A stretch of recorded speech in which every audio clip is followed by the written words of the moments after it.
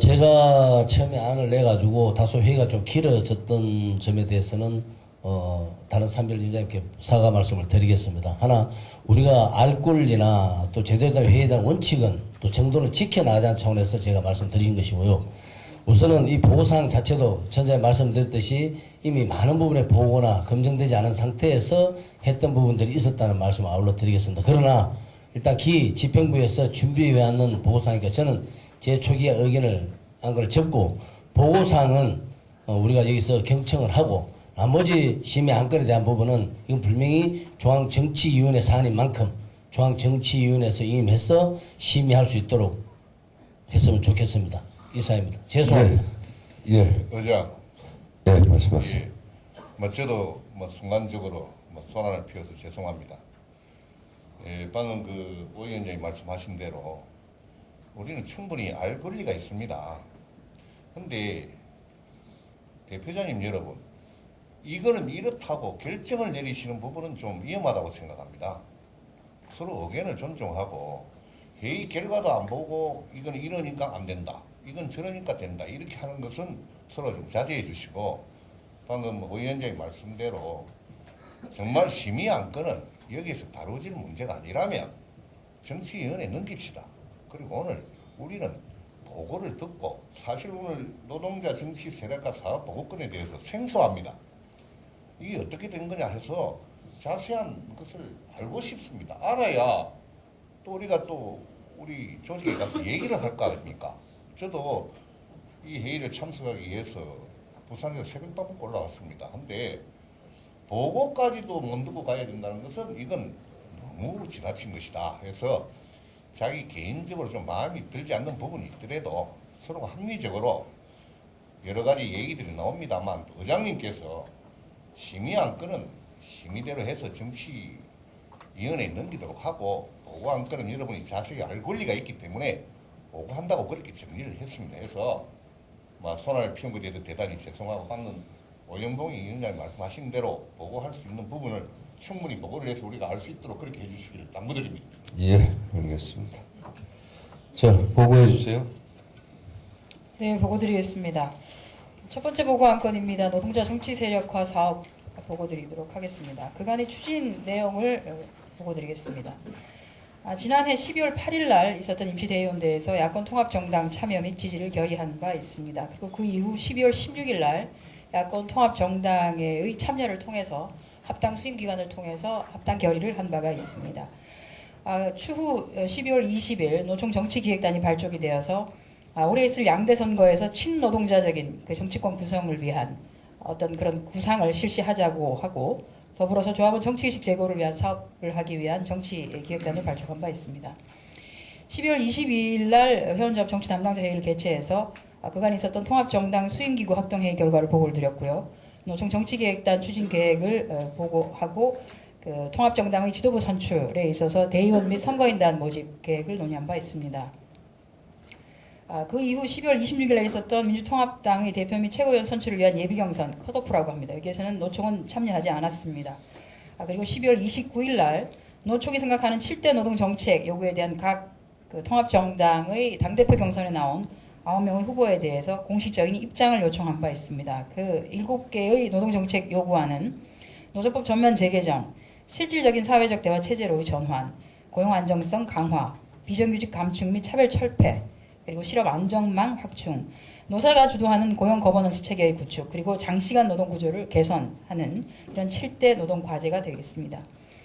그리고 12월 28일 당대표 선출 관련해서 노동부문 대의원을 저희가 선정해서 통보를 했습니다. 2,000명으로요. 그리고 12월 26일부터 1월 7일까지는 당대표 선출 관련 선거인단 모집을 목표 25만 명을 목표로 해서 회원조합 및 지역본부 선거인단 모집 공문을 발송을 하고 참여를 독려하였습니다. 1월 5일자로 7대 노동정책 요구안에 대해서 각 후보자별 회신 내용이 왔고, 그 내용을 회원조합과 지역본부 그리고 노동과 희망이라는 노총의 일간지를 통해서 전파한 바 있습니다. 그리고 1월 15일 날 전당대회에 당대표와 최고위원 선출을 하기 위해서 저희가 대의원으로서 직접 참가한 바 있습니다. 다음 페이지입니다. 전당대회에는 노총대의원 2,000명이 사전에 결의대회를 개최하였습니다. 그래서 1월 15일 13시에 대회장 앞에서 별도로 노동이 존중받는 사회를 위한 민주통합당의 안을 요구를 한 바 있습니다. 그리고 투표 결과 당대표로 한명숙 대표가 당선이 되셨고요. 최고위원으로는 문성근, 박영선, 박지원, 이인영, 김부겸 최고위원이 선출되었습니다. 이후 1월 17일 날 민주통합당의 한명숙 대표가 노총을 공식적으로 방문을 하셨습니다. 그리고 노동부문 최고위원 지명 관련해서 당의 의견을 제시를 하신 바가 있고요. 노총은 전국 노동위원회 확대 설치와 관련된 의견을 전달한 바 있습니다. 그리고 1월 20날 영두위원장께서 민주통합당의 최고위원으로 지명이 되셨고 이에 대해서 수락을 한 바 있습니다. 1월 25일 날 4.11 총선 관련해서 각 지역에서 그 민주통합당의 후보, 예비후보와 관련된 지지와 관련한 그 문의들이 많아서 예비후보 단계에서는 저희가 어느 후보도 지지하지 아니한다. 공심위를 통과한 압축된 그 후보에 대해서 어떤 후보가 노총 후보이고 또는 친노동자 후보인지를 정하는 기준을 마련해서 이후 알려주겠다 해서 노총 지지 후보 선정 기준에 대한 방침 수립 이전에는 회원조합이나 지역본부에서 개별적인 지지 행동을 하는 것을 자제해달라는 요청의 공문을 발송한 바 있습니다. 그리고 1월 27일 날 4.11 총선의 출마 예상 후보자를 파악하고자 하는 협조 공문을 저희가 발송을 했습니다. 2월 2일까지, 이번 주 말까지입니다. 2월 2일까지 노총 후보로서 출마하고자 하는 후보자들을 지금 파악하고 있습니다. 각 회원조합 대표자께서는 가능한 날짜를 좀 맞춰서 저희한테 알려주시면 좋겠습니다. 그리고 통합 수임기관 합동회의에서 나온 결과를 보고드리도록 하겠습니다. 이 내용은 12월 8일 날 있었던 임시대의원대회 이후, 즉 다시 말해서 야권통합정당의 참여와 지지를 결의한 이후에 실질적으로 그 통합의 과정에 참여를 해서 노동과 관련된 부분들을 저희가 확보해낸 사항이기도 합니다. 그래서 이 내용을 저희가 보고드리도록 하겠습니다. 첫 번째는 정강정책의 노동 부분을 반영한 부분입니다. 전문에 있어서는 통합정당의 강령서문에 1987년 노동자 대투쟁이 실현한 노동 존중과 연대의 가치를 계승한다라는 것을 밝힘으로써 한국사회 개혁 중심 세력에서의 노동운동이 들어갔다라고 하는 것을 강조를 했고요. 또 하나는 위기에 직면한 대한민국의 문제를 해결하기 위해서는 무엇보다도 사람과 노동의 가치에 대한 존중이 첫 번째 과제이다라는 것을 밝힌 바 있습니다. 두 번째는 강령과 정책이 되겠습니다. 통합정당의 핵심 정책 가운데 노동자의 권익이 보장되며 노동의 가치가 존중받는 사회를 제3조 항목에 명시함으로써 명실상부하게 노동의 가치가 존중받는 정당으로서를 자리매김하게 저희가 요구를 했습니다. 기존의 민주당의 정책에는 노동 정책이 없었습니다. 세부적인 내용은 다음 페이지입니다. 세부적인 내용은 다음과 같습니다. 노동의 권익 보장과 가치 존중을 위해 첫째, 실질적인 사회적 대화 체계를 구축한다. 둘째, 노동 친화적인 기업 문화를 육성한다. 셋째, 자율적인 노사관계 구축을 위한 노조법 및 노동관계법을 개정한다. 넷째, 비정규직 차별 철폐. 다섯째, 동일노동 동일임금 실현. 여섯째, 최저임금 제도의 현실화. 그리고 일곱째, 적극적 노동시장 정책과 고용보조금 제도 및 실업 안전망 확충. 아홉째, 장시간 노동구조 개선 등을 명시를 하였습니다. 이런 노동의 권익 보장과 가치 존중을 위한 한 9가지 사항과 관련된 내용은 실질적으로 노총이 운영하게 되는, 앞으로 주도적으로 운영하게 되는 전국 노동위원회를 통해서 그 실질적인 세부적인 그 대안과 정책을 마련을 하고 전국 노동위원회가 요구를 하면 당대표는 이것을 받아서 국정이나 또는 입법에 반영을 하도록 그렇게 되어 있습니다. 당헌에서의 노동부문 반영 내용을 추가로 보고드리겠습니다. 지도부 구성에 있어서 선출직 6인과 지명직 4인을 그리고 원내대표로 구성을 하되 지명직의 경우에는 여성과 노동 부분을 우선 배려하도록 했습니다. 여기에 따라서 지도부 구성에 노총위원장께서 들어가신 바가 있습니다. 대의기구 부분의 노동 부분 할당입니다. 크게 당헌에서는 두 가지 부분에서 노동 부분 할당이 됐다고 보시면 됩니다. 대의기구 부분과 의결기구 부분입니다. 최고위원과 당무위원의 경우에는 의결기구에 해당되고요. 중앙위원회 그리고 대의원의 경우에는 대의기구에 해당된다고 보시면 되겠습니다. 대의기구의 노동 부분 할당은 노동의 가치를 존중하고 모든 노동자들의 인간다운 삶을 위한 정책 실현을 위해서 노동부문 당원의 지위와 권리에 대해 특별히 배려하도록 한다라고 당연히 명시를 하였습니다. 그리고 대의원 및 중앙위원회 15% 범위 내에서 각각 노동부문, 대의원, 또 전국노동위원회가 추천하는 자로 중앙위원을 배정하도록 하였습니다.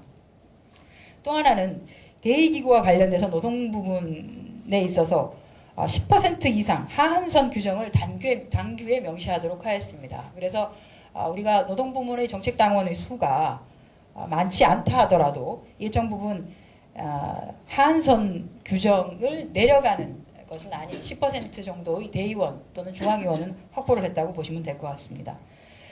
그리고 1월 15일 통합정당 지도부 선출대회 관련한 임시대의원, 특별대의원과 관련해서는 저희가 지금 현재로서는 당원이 없는 상태이므로 일단 그 100분의 15 규정을 양보를 했습니다. 그래서 이번에는 저희가 2,000명의 대의원을 확보받아서 실질적으로 전당대회에 참가한 바가 있습니다. 그리고 세 번째로 중요한 바가 전국노동위원회의 확대 강화가 되겠습니다. 중앙위원회와 당무집행에 관한 최고 의결기관으로서 당무위원회에 전국노동위원장이 포함되게 됩니다. 그리고 전국노동위원회의 설치 목적에 노동조직의 확대, 노동정책의 수립 및 노동계와의 연대와 협력에 관한 업무 수행의 기능을 명시한 바 있습니다. 역할과 관련해서는 주요 노동정책에 관해 심의하고 당에 제안하며 당대표는 전국노동위원회의 노동정책에 관한 제안을 국정 및 주요 당무에 반영토록 하도록 되어 있습니다. 그리고 당 정책위 부의장 중에서 한 명은 반드시 전국노동위원회가 추천하도록 되어 있습니다. 세 번째로 있었던 것이 그 민주통합당 지도부 선출을 위한 전당대회의 참여와 관한 사항입니다. 지난 1월 15일 30분에 경기도 일산에서 있었고요. 저희는 대의원 2,000명 모집을 달성해서 그때 참석을 하였고 선거인단은 27만 명이 실질적으로 모바일 투표에 참가한 바 있습니다. 단순히 그 노총 조합원들만 참가한 것이 아니라 모바일 투표에는 가족들까지 같이 참가를 하는 바람에 실질적으로 저희가 예상한 것보다도 훨씬 많은 수가 참여를 했었습니다. 그래서 적극적인 참여로 인해서 실질적으로 이번 그 민주통합당의 지도부는 친노동자 지도부로 구성이 되었다 이렇게 보시면 될 것 같습니다. 그리고 민주통합당의 임시지도부 및 임시지도부에서의 당직과 각종 위원회의 참여 현황이 아래 표에 들어가 있습니다. 상임고문을 위원장께서 맡으셨고요. 최고위원으로서 김문호 금융위원장과 정강호 전략기획처장이 맡은 바 있습니다. 그리고 사무부총장을 유재욱 법률원장, 정책위 부의장이 우태현 연구위원, 그 외에 그 전국노동위원회, 또 전당대회를 치르기 위한 전당대회 중앙당 선거관리위원회에 참가하신 분과 당원자격심사및 예비후보심사위원회, 그리고 청년비례대표 선출을 위한 특별위원회, 이 당원자격심사 및 예비후보심사위원회와 청년비례대표 선출 특별위원회는 아직까지 승계가 되고 있는 상황입니다. 이렇게 임시지도부 하에서 저희가 각종 위원회와 지도부에 참여한 바가 있습니다. 여기까지가 그간 12월 8일 이후에 지난 한 달 반 정도 급하게 달려왔던 노동자 정치 세력화 관련한 사업의 주요 내용이 되겠습니다.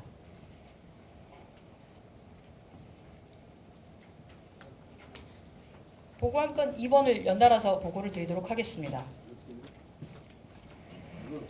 올해 있을 총선과 대선 공약 수립을 위한 정책자문단 운영 및 활동 보고의 건이 되겠습니다. 취지를 말씀드리겠습니다. 아시다시피 2012년은 총선과 대선이 있는 해입니다. 그래서 총선 및 대선 공약 수립을 위한 전문가 자문단을 구성하여 민주통합당의 19대 총선과 18대 대선 공약 중에서 노동 및 복지 분야에 대한 핵심 정책과 공약을 노총이 제시하고자 합니다. 우선적으로는 19대 총선 공약에 초점을 맞추고 대선 공약은 추진 과제로서 정리를 할 예정입니다. 방향 및 목표입니다. 정책본부와 중앙연구원을 주무부서로 해서 운영이 되고요. 관련 예부 전문가를 자문위원으로 보강 위촉해서 자문위원 중심으로 운영하도록 그렇게 되어 있습니다. 자문위원은 가능하면 관련 부분에서 권위가 있는 분들로 위촉을 해서 만들어진 공약의 대내외 신뢰도를 좀 제고할 생각입니다. 정책자문단의 구성은 한국노총 정책본부는 의제별로 담당자를 정하고 각 의제별로 전문가 그룹을 배치를 하였습니다. 다음 페이지입니다. 노총의 담당자와 전문가 그룹 두 가지 그룹으로 나와 있고요. 노사관계 부분과 노동시장 그리고 노동복지 세 가지 파트로 나눠서 운영이 되고 있다고 보시면 되겠습니다. 운영 일정은 2월 중순까지 매주 화요일 오전 9시 30분에 회의가 개최됩니다. 그래서 각 분과별로 그 회의가 개최된 것을 정리를 해서 실질적으로 그 전체 회의를 2월 14일경 종합 정리를 통해서 만들어내고요. 그 이후에 2월 중순 이후 2월 말 정도에 민주통합당과 같이 TV 토론회를 개최할 지금 계획으로 있습니다. 기타 사항입니다. 경제 민주화 의제 관련한 영역을 포함하는 것에 관련된 내용입니다. 실질적으로 재벌 개혁이라는 이름 하에 경제 민주화, 헌법 119조에 나와 있는 경제와 관련된 민주화의 의제 부분이 실질적으로는 노동자 또는 복지 부분과 관련해서 굉장히 많이 관련이 있기도 합니다. 그래서 노동복지 영역 외에 직접적 관련이 있는 경제 민주화에 대해서는 민주통합당에서 이를 수행하는 담당자를 우리가 초청을 해서 그 입장과 의견을 듣는 기회를 마련을 하도록 할 예정입니다. 이때 경제 민주화에 대해서는 여러 가지 방안이 있을 수 있을 겁니다. 노총 차원에서의 추가 공약을 발표하는 방안이라든지 또는 총론적 수준에서 노동복지 공약의 전제 조건화를 한다라든지 또는 노총이 추천하는 사람으로 하여금 민주통합당이 경제 공약 수립 단위에 참여를 하는 방안을 같이 고려를 해서 논의하여 정리하기로 하였습니다. 또 정부 경제 관료에 대한 문민 통제를 위해서는 국민경제자문회의 역할이 강조되어야 하고 이를 개선하기 위한 제도 개선 및 정책 방향이 필요하므로 노사관계 영역을 다루는 차기회의에서 이를 포함해서 논의를 할 예정이기도 합니다. 이와 관련한 각 의견 수렴 과정을 말씀드리겠습니다. 그 회원조합 및 지역조직의 정책 현안을 지금 현재 수집을 하였고요. 이 내용을 민주통합당의 총대선 공약화할 수 있도록 노력을 다하고자 합니다. 27일 현재 10개 회원조합이 약 49개의 정책 현안을 제출한 바 있습니다. 이것을 지금 당과 조율을 하고 있는 상황입니다. 그 외에 노총은 노동시민사회 진영 외의 노동복지 공약에 대한 의견 수렴이 필요하다는 인식하에서 노총이 주도적으로 시민사회와 기타 노동단체의 의견 수렴을 할 수 있도록 노력을 하고 그 결과를 역시 마찬가지로 이번 총선 공약에 또 대선 공약에 반영할 수 있도록 할 예정입니다. 이상입니다. 예, 우리가 민주통합당하고 통합 이후에 해야 될 3대 원칙이 있습니다. 3대 원칙이 크게 뭐 하나는 당원, 하나는 노동위원회, 하나는 노동국, 요 세 가지입니다. 그걸 아주 짧게 설명드린다면 한국노총이 가입시키는 당원은 각 지역의 당원이 아니고 중앙에서 관리하는 중앙당원입니다. 그걸 정책당원이라고 명명을 하죠. 그래서 정책당원을 많이 확보하는 것, 이거. 그 다음에 사무처 안에 최고 책임자가 사무총장이지 않습니까? 당 사무총장 밑에 노동국을 신설합니다. 그래서 노동국장과 그 밑에 국원들이 한국노총 추천에 의해서 또 한국노총 파견도 가능하고 어쨌든 사무처 안에서 예를 들면 우리가 민주통합당이 뭐 노동 부분에서 막 돌아가고 이러는 거를 상시적으로 파악을 하고 있어야 되는데 그걸 놓치는 경우가 많이 있겠죠. 그러면 안 된다. 그러니까 총국 안에 사무처 안에 우리 국이 존재하는 겁니다. 그리고 우리 국원들이 거기서 항상 사무처 활동을 같이 하는 거죠. 한국노총 간부가 거기 한 서너 명이 있다 이렇게 생각하시면 되는 겁니다. 그럼 사무처와 당원들은 지도부를 경선하는 부분이라든가 또 공천하는 과정에서 어떤 영향력이라든가 등등 한국노총의 실질적인 힘을 발휘하는 요거는 중앙당 당원으로 되는 거고 그럼 이런 것들을 서로 엮어서 돌릴 수 있는 게 노동위원회입니다. 세 번째가 노동위원회, 당원, 노동국, 그 다음에 노동위원회. 이 노동위원회는 각 시군구 지역까지도 과거에는 노동위원회 위원장이 뭐 초선 의원 한 명으로 해서 양당이 서로 그냥 상징성만 뒀지 실질적인 역할을 아무것도 못했는데 이제는 전국 노동위원회, 시당위원회, 그 밑에 시군구 위원회까지도 둡니다. 그 우리 한국노총 54개 지역 지부가 있는데 거기에 정책당원 500명 이상이 되면 거기에도 노동위원회를 둡니다. 그래서 전국 단위의 노동위원회를 통해서 실제로 한국노총이 전국 민주통합당의 모든 조직을 직접 관장을 해나가고 연결시켜 나가면서 하는 그러니까 3대 원칙이 바로 당원, 노동국, 노동위원회 이겁니다. 노동위원회 위원장은 중진급으로 해서 최고위원회 직속으로 이렇게 두기로 이렇게 됐고 이런 부분들을 당원 강령에 아까 보고 1에서 말씀드린 이 당 체질과 칼라를 다 바꿔냈지만 그걸 담보해내는 게 바로 요 세 군데에 의해서 담보해내는 거고, 실제로 뭐 국회의원들이 우리가 공천인에 의해서 들어가고 뭐 이렇더라도 이 세 군데에서 하는 것을 실천하는 정도에 지나지 않지, 국회의원 자체가 역할이 중요한 게 아니라 당 자체를 요 3대 원칙에 의해서 장악하고 나간다고 말씀드리겠고, 이런 것들을 또 다 서포트해주고 이러는 게 보고 이해해서 말씀드린 정책 자문단이 앞으로 지금도 10여 명 이상이 되지만 앞으로 이게 상당히 커지면서 여기 정책 자문단이 한국노총의 브레인 역할 싱크탱크로서 다 또 도움을 줄 거고요. 그래서 한나라당도 지금 경제민주화가 뭐 들어가느니 어떠느니 뭐 이렇게 얘기 나오고 있지만, 민주통합당의 각종 그런 의제나 공약이나 뭐 이런 것들을 한국노총 브레인들이 다 만들어서 반영시키려고 이렇게 하는 거다 하고 말씀드리겠습니다. 보고안건 중에서 혹시 의견 있으십니까? 네. 뭐 보고안건 잘 들었습니다. 들었는데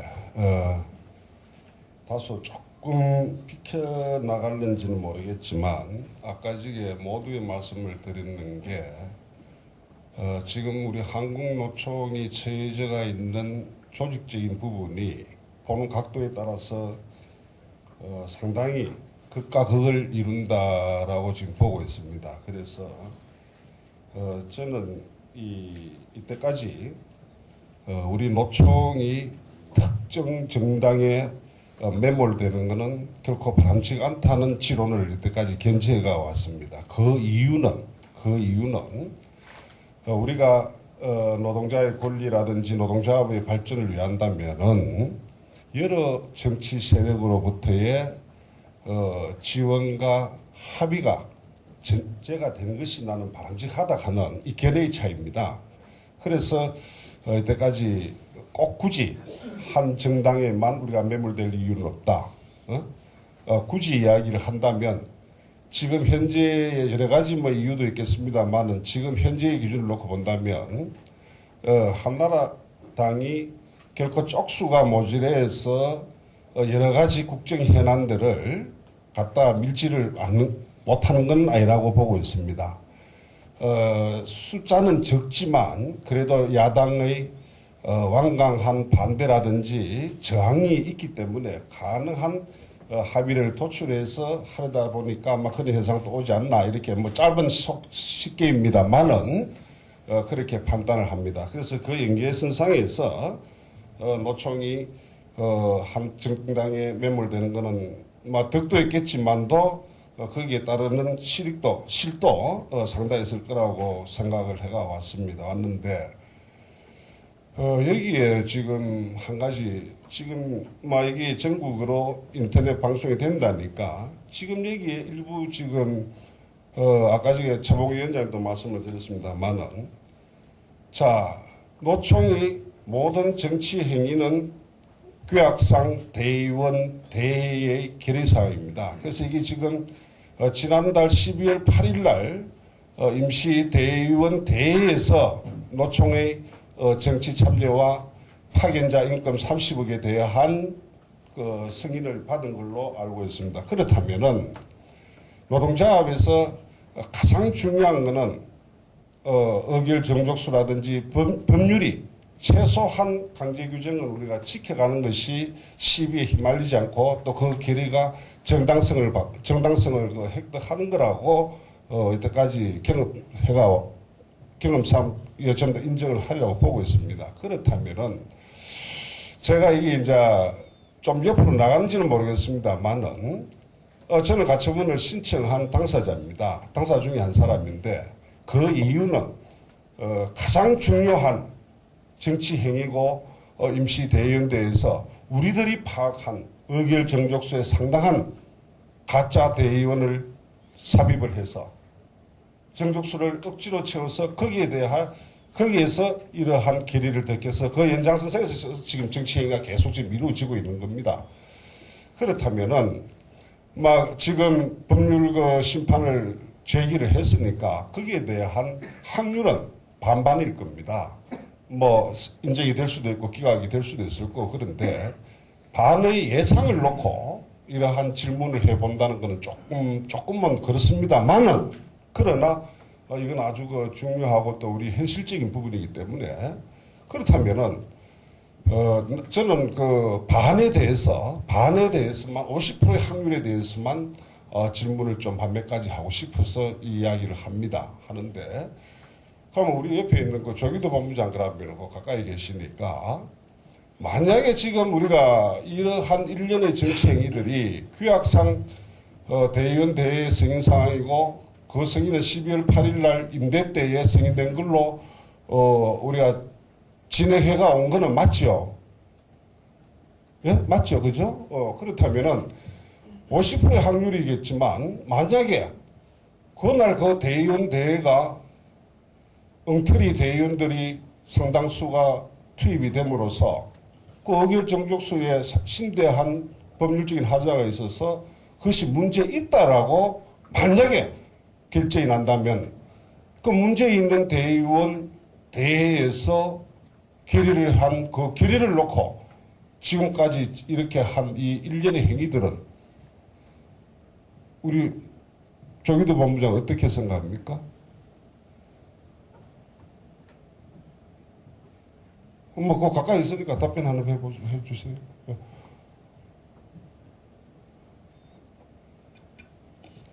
그렇다면 정기대의원에서 재결의를 받아야 된다고 생각을 합니다. 그래 정기대회인데 재결의를 받는 거는 맞는데 그럼 지금 그 12월 8일 날 임대 결의사항을 전제로 해서 자 민주통합당이라든지 지금 뭐 우리 노총 의장께서 상당히 고생을 하시는데 지금 최고위원까지도 하시고 이게 정치행위인데 물론 이 정치행위도 결의사항입니다. 근데 막 그거는 막 절차상 그거는 막 논외로 하더라도 그럼 12월 8일 날 임대 때에 그 결의 전제선상에서 이때까지 온 일련의 행위들이 어떻게 됐냐 이거예요. 그 부분은 당시 대의원대가 어쨌든 가처분 신청하기 전에 합법적으로 결의가 된 내용이기 때문에 그에 따라서 뭐 진행되어 왔기 때문에 일단 뭐 인용될 것을 전제로 해서 말씀드리기는 지금 마땅치 않다고 생각을 합니다. 내가 말귀를 잘 못하고 다시 한번 인용될 걸 뭐라고 다시 한번 말씀해 주세요. 그래서 이제 저희들 입장에서는 그 가처분 신청을 하기 전에 대의원대에서 일단 그 의결 정족수가 채워졌었고 그에 의해서 결의된 내용이 합법적이라 보고 그에 따라서 지금까지 사업이 진행되어 온 거기 때문에 그 가처분 신청에서 이것이 받아들일 것이다 이런 것을 전제로 해서 말씀드리기는 좀 곤란하다는 말씀을 드리겠습니다. 저희 김주기 위원장님 가정에서는 얘기하지 마세요. 그러니까 아니 왜 그러냐. 그래서 내가 미리 그 확률은 50-50이라고 이야기를 했고 그래서 다소의 조금 그렇습니다라는 전제까지 붙였고 이 노동조합에서 여러 가지의 사안들이 뭐 흔히 이야기한 거가 아닙니까? 노동조합이 배 맞으면 뭐 소를 잡아도 탈이 없는 거고 배 안 맞으면 뺑아리 한 마리도 못 잡는 게 노동조합입니다. 그래서 내가 사전에 다수의 그 염려되는 부분을 이야기해가 전제를 하고 내가 질문을 한 겁니다. 그러니까 자 그러면 여튼 그 연장선에서 말씀드린 겁니다. 그러면은 그 결의가 상당히 하자가 있고 또 그렇다면은 그 정상적인 절차를 밟아야 되죠. 맞죠, 그죠? 예. 됐습니다. 예. 의장님, 네. 일단 그 보고사항은 잘 들었습니다. 들었고 그 보고사항 또한 좀 더 세밀하게 또 좀 더 해서 다음 중앙정치위원회에서 한 번 더 토론하면서 보고사항을 한번 듣도록 그렇게 기회를 주셨으면 하는 게 생각입니다. 일단은 기타 보고상으로 끝내고 차후에 이제 방금 김주익 위원장께서 말씀하신 가처분에 대한 부분도 저희들도 준비했는 내용들을 간단히 말씀드릴까 합니다. 아니 아니면은 지금 김주익 위원장님이 기회 말씀을 하셨으니까 아니 그 전에 예. 지금 여기 심의 안건은 오늘 뭐 안 다루기로 했으니까 안 다루겠지만은 항상 뭐 최고위라든가 뭐 이게 지금 시간을 급히 요하는 그런 과정 상황들이 있습니다. 그래서 그 상황에 맞는 거로 여기 우리가 지금 급히 해야 될 게 당직 중에 일단 공천심사위원이 지역구 공천심사위원회가 있고 비례대표 공천심사위원회가 있고 거기에 또 통합조직으로서 한국노총도 공천심사위원회 참여를 해야 합니다. 그래서 이건 지금 뭐 오늘날 이렇게 이제 시간을 급하게 요구하는 거기 때문에 우선 비례는 아마 저기 정황정치위원회 이후에라도 그때 논의해도 시간이 좀 있을 것 같아요. 비례 공천심사위원회는.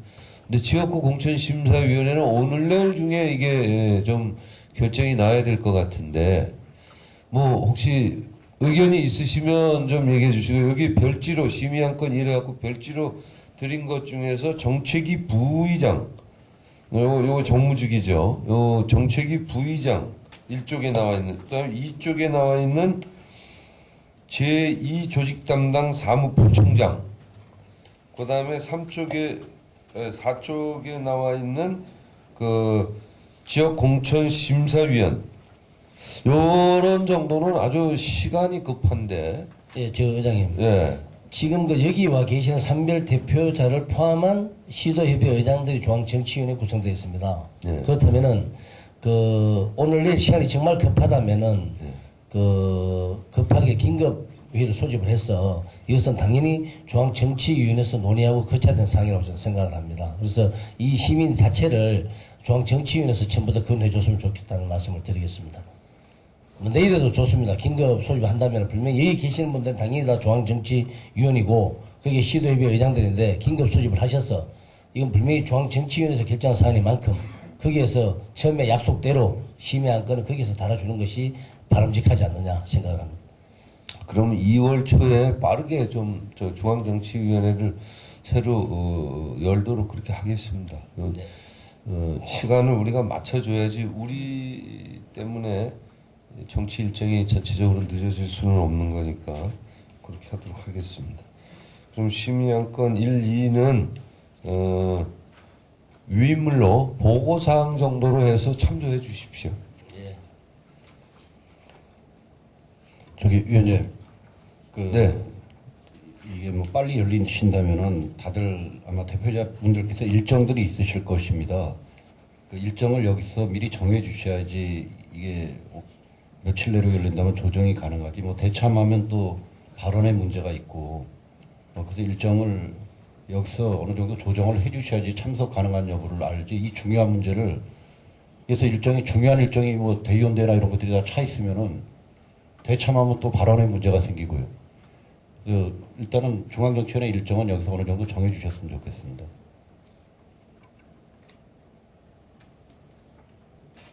삼 일 날은 어떻습니까? 3일 날 오전에.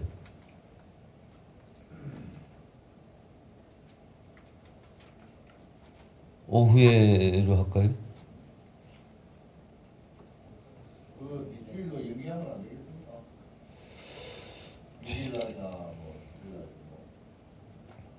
6일 날이 6일 날 해서 좀 늦지 않나요? 저기 6일 날 괜찮아요? 공심위가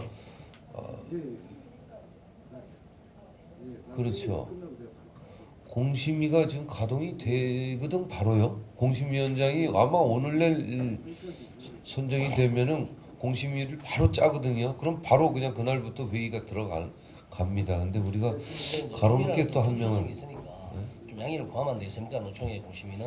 아니 이런 게 있는 겁니다. 양해는 뭐 해주면은 걷어줄 겁니다. 근데 공심위가 이미 많은 사람들 공천 가지고 심사를 막 진행했는데 늦은 거지 우리가. 우리 요구를 하기가 늦는 겁니다. 그만큼 불이익이 오는 겁니다.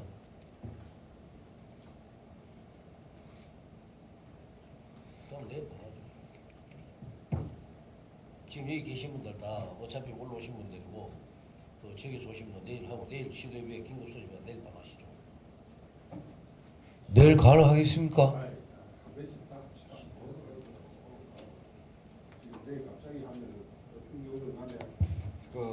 회의 참여폭을 넓혀야 되는데 갑자기 해가 각 시도의장들이 내일 할 기라고 예측가 있는 것도 아니고 최소한 좀 남은 뭐 한 3일이든 아니면 6일날 하든지 양해가 하는 대로 하도록 합시다. 저기 물론 여기서 묻는 게 의미가 없어요. 또 다른 중앙정치위원들이 있으니까. 그러나 여기서 일단 그냥 한번 물어보겠습니다. 3일이 좋으신 분? 6일이 좋으신 분? 직권보장단 회의 몇 시에 있어요? 어디서 있어요? 그걸 여기로 저 장소를 옮기면 되죠. 그럼 되겠네. 예? 예. 어차피 그 사람들이 다 중앙정치위원회인데. 그러니까 그 6일날 11시를 여기서 하면 되겠네. 그러면 11시는 밥 못 먹는데. 네, 저는 6일날 그 대의원대가 있어서 어렵습니다. 그리고 아까도 말씀드린 대로 중앙정치위원회가 중요한 회의라면은 저로서는 11시는 반대합니다. 6일날 어디 대의원대회가 있어요? 금융 산하에. 대참하지 뭐. 아니 대참하면 발언권에 대해서 아까도 계속 논란이 일어나고 있어가지고 정리를 안 했잖아 아직까지. 아니 그러니까 정리가 지금 안 돼 있습니다. 안 돼 있기 때문에 제가 드리는 말씀입니다. 3일날 2시 어때요? 아니 뭐 저기 6일날 본부장들 3일날 여기 왔다가 뭐 또 자기들 회의해도 되고 그런 거니까. 본부장들 회의하면 딱 모였을 때 딱 해보면 뭐 희한하네. 11시에 하고 지역에 있어. 제가 금요일날 회의하고 금요일날 좀 늦게 내려가는 거로.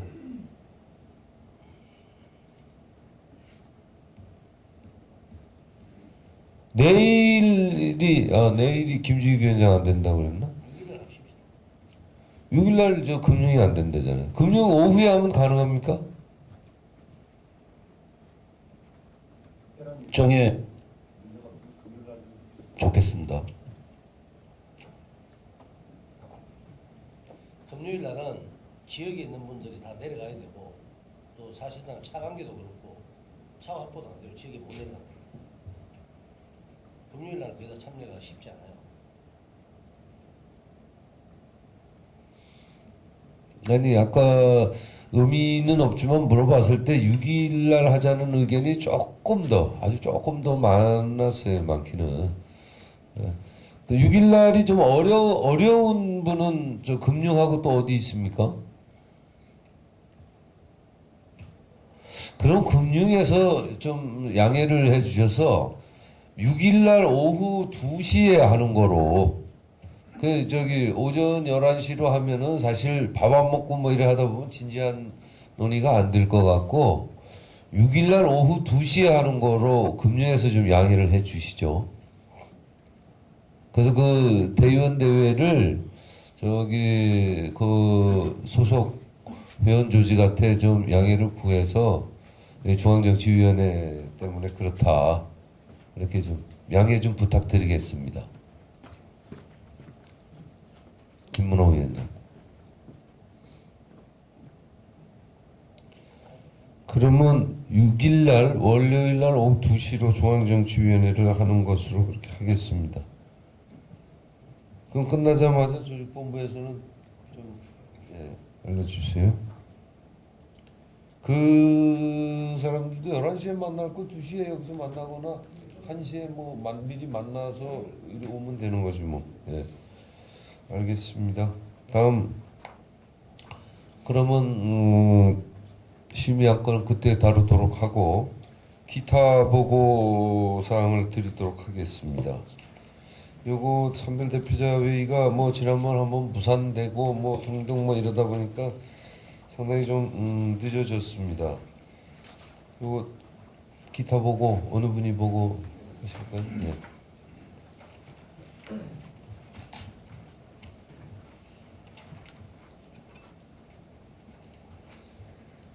예, 자료 24페이지에 있는 좋은 친구 산업복지재단에서 보고드리겠습니다. 먼저 성격은 한국노총이 인수한 재단법입니다.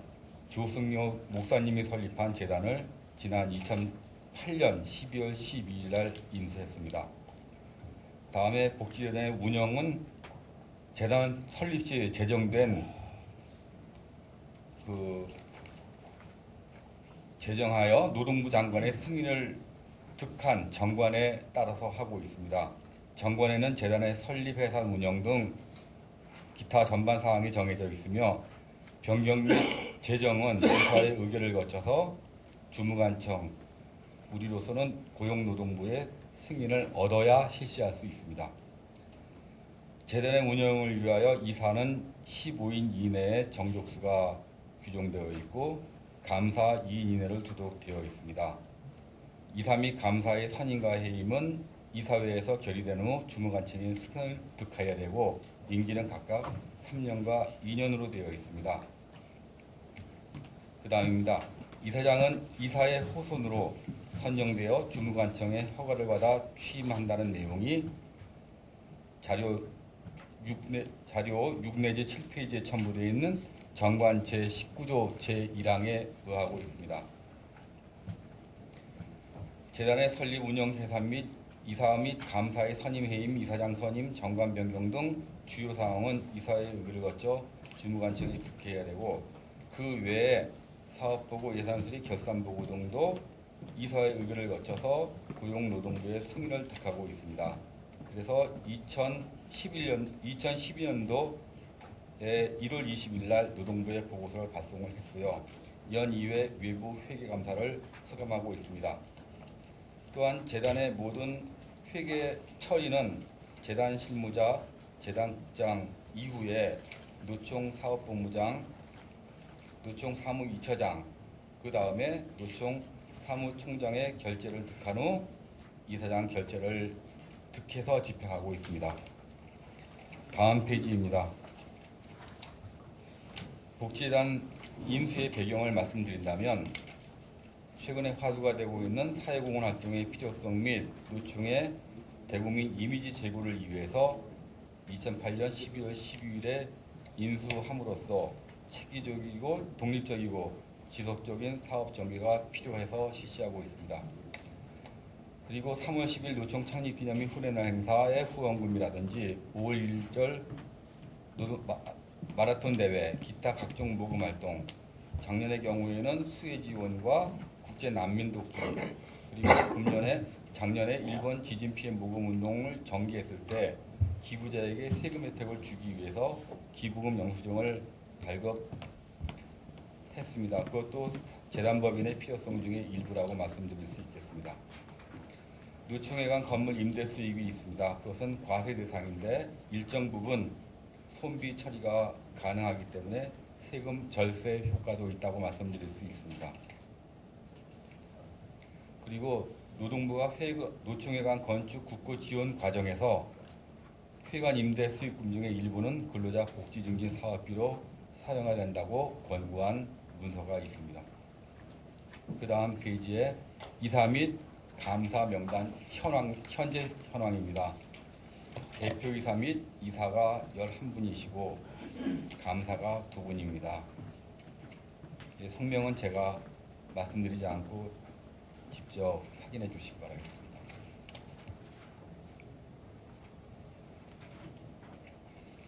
그 다음 페이지입니다.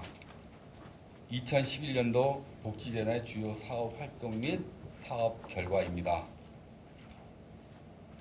한국노총 창립 65주년 기념식 및 후원날 행사를 3월 10일 날 실시했고 사랑의 바퍼 자원봉사 활동을 작년 6월부터 12월까지 매월 1회씩 가리봉동의 중국 동포교회에서 실시하고 있습니다. 소외계층 아동, 즉 결성과정과 다문화가정 아동을 위해서 하반기 체험활동을 작년 7월에 실시했습니다. 2011년도 설 네. 예, 발언이 있습니다. 네. 지금 그 2011년 복지재단의 주요 활동 사업은 충분하게 앞에 논의가 또 할 수 있고 우리가 그 서류로서 유인물로 이렇게 검토를 할 수가 있습니다. 유인물을 대체하시고 네. 자 도의로 넘어갔으면 싶습니다. 예, 그러면 여기 27쪽에 작년도 주요 활동 사업이고 28쪽에는 재정 수지에 관한 부분이 첨부 자료로 되어 있고요. 29쪽에 재단의 정관의 주요 부분들이 첨부되어 있습니다. 지난번에 이 부분에 대해서 저희가 여러 얘기가 나왔었죠. 그래서 오늘 그 부분 보고를 드리려고 하는 건데, 지난번에 이제 질문사항이 뭐 배정근 전 위원장은 노총기구냐 별도법인이냐 뭐 이런데, 이건 당연히 별도법인이고요. 그다음에 이게 누구한테 이렇게 줄 수 있는 거냐 뭐 이런데, 당연히 줄 수가 없는 거고, 요건 지금 현재 노총과 연관된 기구로서 그대로 있는 것입니다. 그래서 그런저런 어떤 질문들이 있었습니다. 근데 오늘 그 설명 중에서 보고 중에서 뭐 아직도 제대로 된 답변을 못 드린 부분이 있을 겁니다. 오늘 다시 한번 말씀해 주시고 보고 드리도록 하겠습니다. 네, 말씀하세요.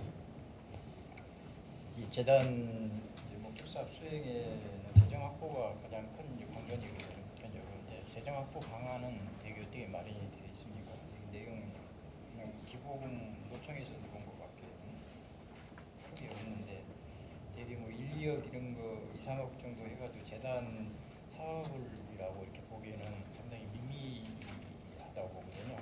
그래서 재단이 제대로 잘 돌아가려면, 목적 사업을 제대로 수행하려면 재정 확보 방안이 반드시 마련이 돼야 되고 재정 확보가 돼야 된다고 생각합니다. 그에 대한 방안이나 이런 게 있으신지 말씀 주시면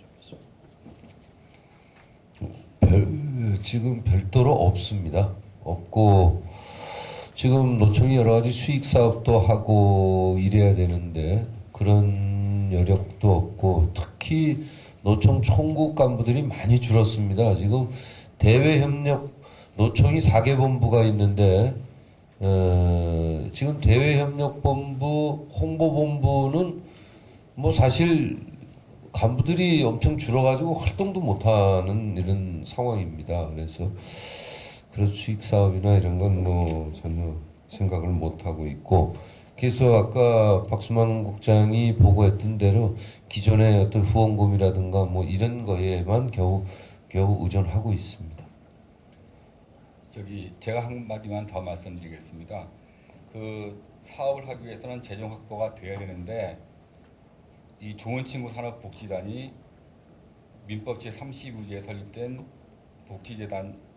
복지재단인데, 재단법인인데 이 고유번호증을 받으면서 수익 사업을 하지 못하도록 되어 있습니다. 그래서 여러 가지 프로젝트를 수임한다든지 기타 뭐 영리 활동을 전혀 할 수가 없고, 그래서 노총 기부금 이후에 3월 10일 후원 행사 이외에 CMS 및 ARS 모금을 확충하도록 작년 회계감사 때도 지적을 받은 바가 있고, 올해 다시 한번 열심히 하도록 하겠습니다. 그러니까 노총이 수익 사업을 해서 줘야 된다 이 얘기지. 예. 좋은 친구 사업복지재단에 관련해서 전번에 이게 과연 노총의 직할이냐 아니면 별도 법인이냐, 또 그다음에 이게 그 당시 박사한테 매입했는 과정은 어떻게 했느냐 이런 질문도 물론 있었습니다만, 그게 지금 제가 그때 내용했는 거는 대표이사에 관한 부분도 제가 말씀을 드렸습니다. 저 또한 평소에 또 존경하셨던 선배님이고 전 노총 위원장님을 역임하신 분입니다. 근데 어쨌든 도덕적으로 상당히 좀 문제가 있어서 노총에 상당히 어떤 그 이미지를 실추시키신 분이 이게 대표이사로 있다는 것은 결국은 우리 좋은 친구 복지재단에 대한 기본적인 어떤 취지에 좀 어긋나는 그런 부분이 있지 않느냐. 그리고 물론 위원장님께서는 금융의 선배님이시고 우리는 노동계 선배님으로서 우리가 예우할 건 예우하고 또 당연히 선배로서 우리가 또 보필할 건 해야 한다고 저는 생각을 합니다. 그러나 선배님 스스로가 노총을 위해서 때로는 집행부를 위해서 후배를 위해서 한 발 물러나서 우리를 지도 편달해 주십사 하는 말씀을 그때 드린 바 있었습니다. 지금도 그의 생각은 변함이 없습니다. 이 좋은 복지 전환이 진정 발전하고 노총의 재정이 그쪽으로 수익 사업을 진행한다면은 하려고 한다면은 그런 것부터 먼저 명쾌하게 하고 가는 것이 맞지 않느냐 저는 생각을 합니다. 나 또한 개인적으로 그분께는 굉장히 죄송하고 미안한 말씀입니다만 그러나 우리가 한 번 더 돌아볼 수 있는 우리 선배로서 농협의 지도자로서 후배들에게 기감이 되는 그런 결단이 필요한 게 아닌가 그렇게 생각합니다. 저는 한 번 더 그분께 부탁드리고 싶습니다.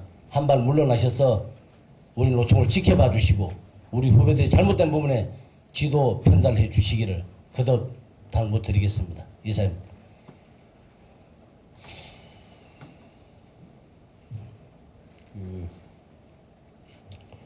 뭐 개인적 부분도 있고 뭐 이런데 사실 소명하실 뭐 여러 가지 얘기도 있겠죠. 근데 뭐 지금 그런 거를 묻고자 하는 건 아니기 때문에 그런 소명의 기회를 듣거나 뭐 이럴 수는 없는 것 같고요. 어쨌든 지금 좋은 친구 산업복지재단이 지난 1년간 하면서 노총 제대로 역할을 못했거나 노총에 누를 끼쳤거나 이미지에 손상을 가졌다거나 뭐 이런 게 없기 때문에 큰 문제가 없으면은 그냥 오늘 기타 토의 보고사항으로 한 거로 해서 좀 그렇게 양해를 해 주시기를 부탁드리겠습니다. 오 위원장님 좀 그렇게 고맙습니다. 다음 또 이 위에 기타 토의사항이 또 뭐가 있죠? 없나요? 다른 기타 토의사항 있습니까? 2시부터 공공연맹 대의원 대회입니다. 오늘 이 취임식이 있습니다. 그렇죠? 여기 5층에서 있죠? 그래서 식사를 좀 하시고 거기 참석을 좀 마지막 제가 발언해서 죄송합니다. 아까 김주익 위원장님께서 그 효력 정지 가처분 신청에 대한 취약권에 대해서 이제 그 건에 대해서 연결선상에서 말씀을 드리겠습니다.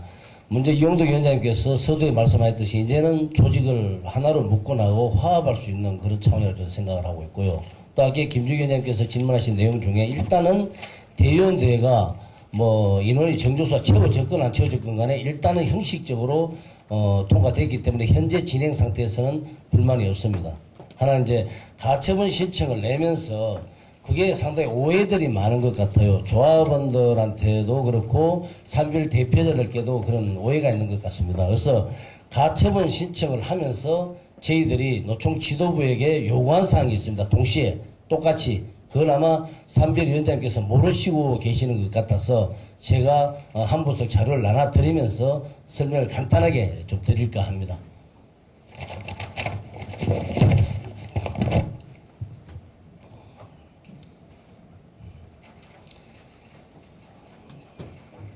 한 부석 나눠주세요.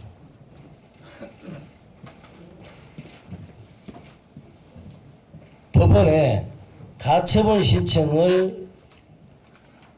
신청하면서 바로 임시 대의원대회 효력정지 가처분 신청 취하의 전제 조건이라고 해서 전 한국노총 집행부에게 12월 중순경 넘어서 같이 동시에 한국노총 지도부에게 전달했는 내용입니다.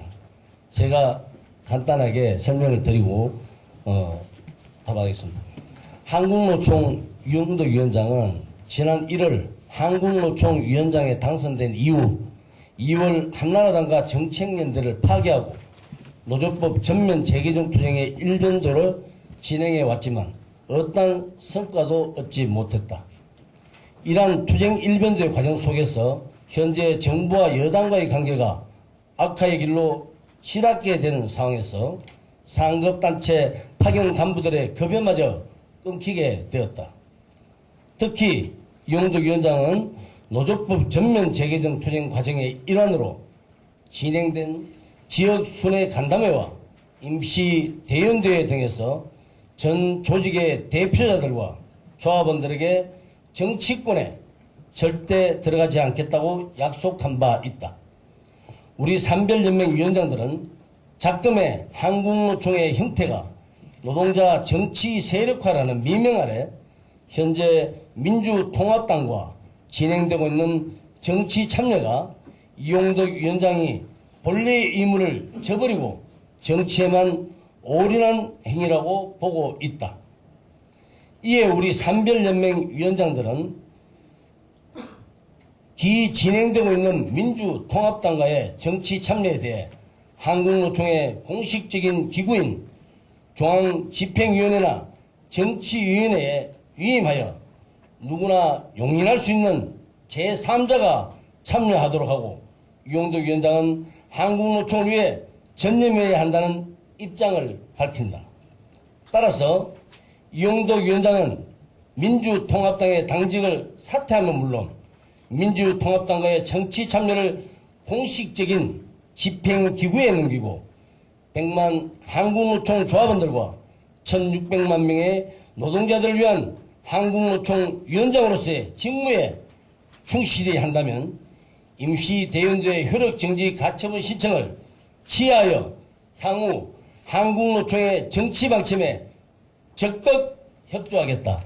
이 내용은 효력정지 가처분 신청을 내신 분들이 똑같이 현재 한국노총이 주도하고 있는 민주당과의 정치인들도 똑같이 참여하겠다는 의미인 것입니다. 그래서 이 내용 1안이고 두 번째 안은 앞에 내용과는 거의 같습니다. 그러나 이용덕 위원장이 이러한 흠결에도 불구하고 민주통합당의 참여를 굳이 해야 한다면 한국노총의 위원장으로서가 아닌 자연인으로서 민주통합당의 최고위원, 상임고문, 비례대표까지 참여하여 우리 노동계를 위해 일해주길 산별 대표자들은 바란다.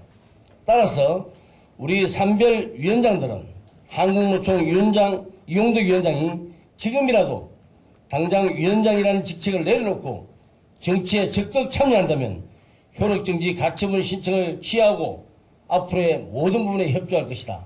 이렇게 두 가지 안을 동시에 법원에 내면서 노총 지도부에게 저희들은 냈습니다. 이 내용은 지금 현재 우리 한국노총의 현안들이 너무나 많은데도 불구하고 정치에 너무 일관하고 있고 정치에 배수되어 있다는 데서 안타까운 편이고, 또 하나는 지금 일부 위원장들이나 또 내지는 현장에서는 마치 가처분 신청을 내신 분들이 한나라당을 지지하거나 옹호하는 그런 세력이 아닌가라는 오해에서 오는 그런 불신을 깨고자 이런 안을 낸 것입니다. 한 번 더 말씀드리겠습니다. 이 노총은 노총의 본연의 자세가 있는 것입니다. 한국노총의 노동운동의 본연의 자세로 돌아가야 한다고 저는 생각을 합니다. 너무 정치에 올인한다면 한국노총의 정체성을 잃어버리는 그런 과오를 범하게 될 것입니다. 그래서 위원장님께서는 위원장님 지금 현재 권한도 그렇습니다. 한국노총에 올인하셔서 뒤에서 한국노총의 조직을 안고 정치적으로 서포트를 해주시든지, 아니면은 정말 정치 일선에 나가셔서 지금까지 갖고 있던 모든 노하우를 쏟아부어서 노동법 개정에 정치 일선에서 띄워주기를 두 가지 안을 동시에 제안한 바 있었습니다. 이 안은 12월 중순경에 전달했는데 그 이후 이용덕 위원장님께서는 아시다시피 쓰러지셨습니다. 과로로 병원에 누워있는 동안 여기에 계시는 임원들이나 집행부는 분명히 이 내용에 대해서 알고 있었고 공유했었을 것입니다. 어떠한 답변도 어떠한 얘기도 지금 이 시간까지도 답변이 없는 상태에 있습니다.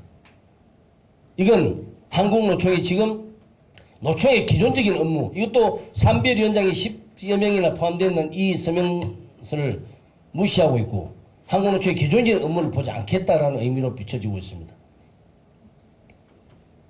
그래서 이 내용들에 대해서는 한국노총의 전 조직에 이 의무를 동시에 저는 보낼 것입니다. 조합원들이 제대로 알고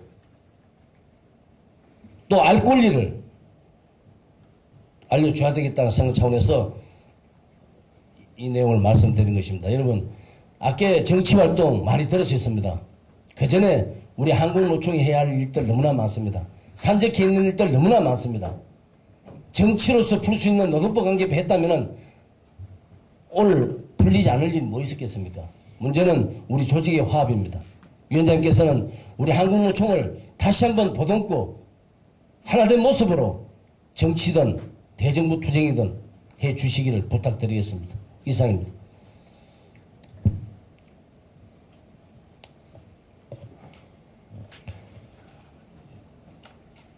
예, 뭐 많은 분들이 알고 계시으리라고 봅니다. 작년 말경에 이런 제안을 해 주셨고 우리 뭐 임원들도 다 있었고 또 그런 과정에서 제가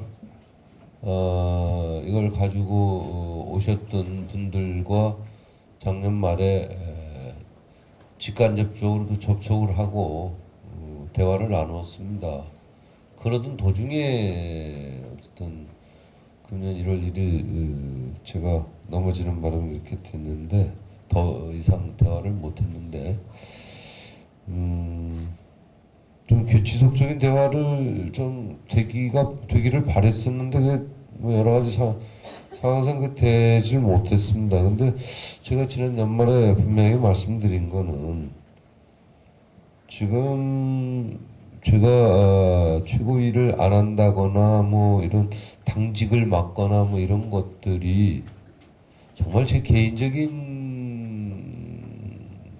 문제 때문에 욕심 때문에 맞는다면 깨끗하게 그런 걸 버릴 수 있다. 이런 약속을 할 수 있다.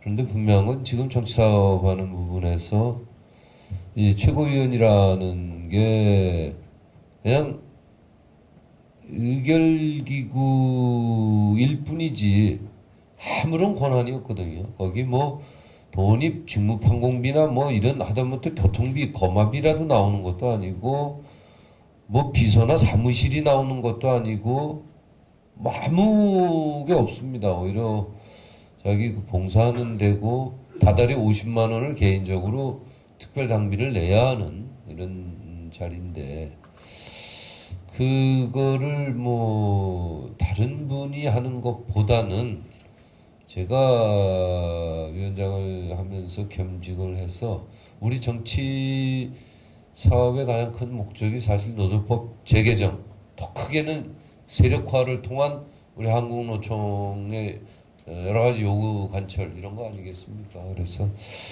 제가 그런 사심을 가지고 하는 게 아니기 때문에 우리 요구 관철을 더 쉽게 하기 위해서 제가 그걸 맡을 수밖에 없노라 이렇게 말씀드렸었고 그다음에 제가 노총위원장을 그만두고 두 번째에 그 정치권으로 나가라는 부분은 사실 하고 싶어도 이런 마당에서 하면 안 되죠. 지금 한국노총의 정치 세력화가 지금 정말 65년 역사상 제대로 될 수 있느냐 없느냐 막 이런 시험대에 있는데 여기에서 오해를 불러일으키는 짓은 절대 해서는 안 되는 거고 그래서 저는 절대 또 수없이 약속도 했고 그래서 저는 가지 않고 그걸 받을 수가 없노라 그래서 첫 번째 두 번째 안을 다 못 받는 과정에서 뭐 다른 대안이 뭐가 없겠느냐 뭐 이렇게 얘기하다가 그냥 연말까지 얘기하다가 한 3, 4일 얘기하다가 그냥 중단이 되고 말았는데 저는 그렇습니다. 지금도 똑같이 말씀드리겠는데 우리 뭐 임원들도 아마 그런 생각 드릴 겁니다. 저는. 근데 또 다른 의견을 가질 수도 있겠죠. 근데 내부에서 뭐 다른 의견들이 나온 건 없었고 그러면 오늘도 똑같이 말씀드리지만은 제가 지금 한국노총이 해야 할 현안들을 정치적으로 높아진 위상을 통해서 좀 반드시 해결하고 싶다 하는 이런 소망을 말씀드리고, 절대 사심이 아니니까 제가 건강도 시원치 않은 상황에서 두 가지를 다 하겠다고 하는 게 그 뭐 욕심이겠습니까? 그건 뭐 진짜 운동가로서, 노동운동가로서 해야 할, 가져야 할 자세라고 생각하고 좀 이야기 좀 해주십사 하는 부분이고, 더 좋은 안들이 있다 그러면 계속 좀 상의를 하죠, 서로가. 이런 거를 이렇게 유인물화해서 주시는 거 정말 오히려 고맙다고 저는 생각을 합니다. 이러므로 서로 이제 대화가 되고, 서로 그냥 어떤 반대를 위한 반대가 아니라 이런 의견들을 공식적으로 제출해 주시고 이런 건 좋고, 저 또한 공식적으로 이런 부분들이 좀 여러 가지 현 상황에서는 맞지가 않다는 이 부분들이면서 더 좋은 의견들이 있다 그러면 지속적으로 대화를 좀 하도록 그렇게 좀 당부 좀 드리겠습니다. 우리 김주익 위원장님 어떻습니까? 또 나한테는 있습니까? 모두 이렇게 답변할까요? 예.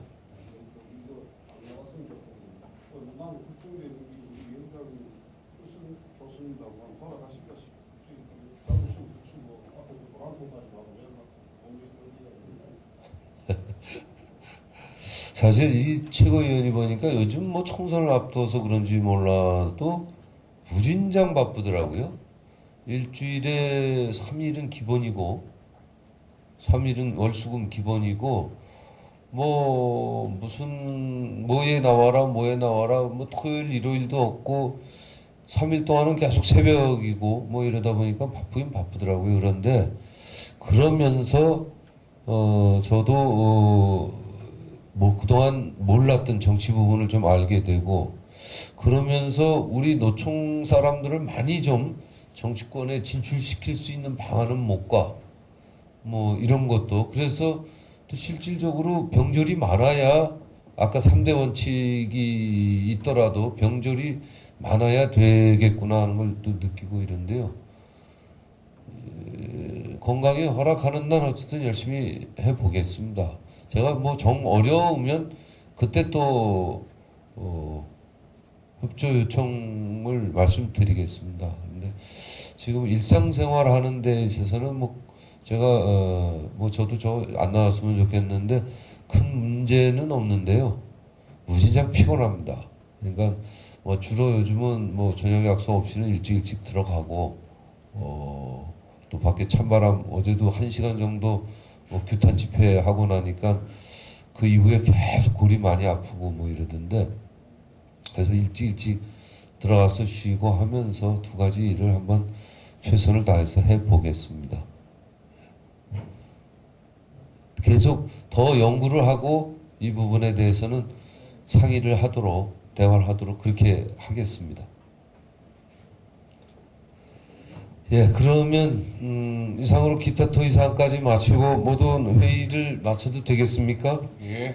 예, 제 396자 회원조합 대표자 회의를 모두 마치도록 하겠습니다. 공지사항은 식사